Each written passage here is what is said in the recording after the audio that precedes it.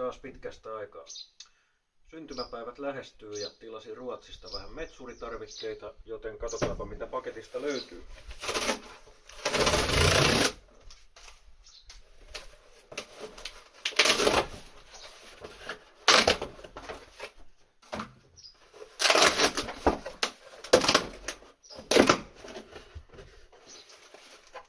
Yes.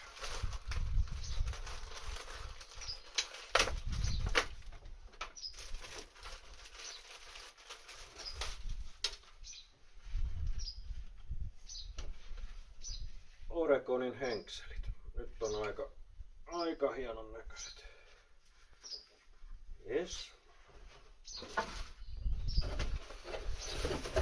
Sitten flanellipaitaa. Pitkähihainen Blue Bear.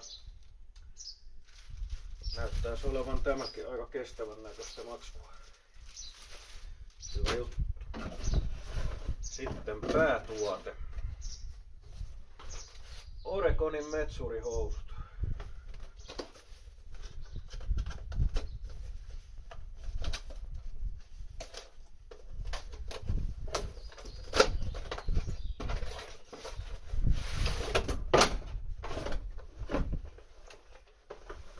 Nämähän näyttää hieman.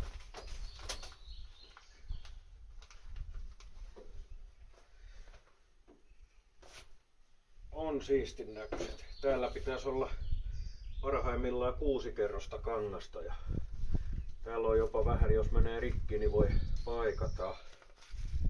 Aivan mahtavaa. Takalta löytyy ventiloinnit, jos on lämpöisiä kelejä. Nyt täytyy alkaa testailemaan, miten käy jalkaa. Eipä mitään. Ja mukavaa kesän jatkoa sinne.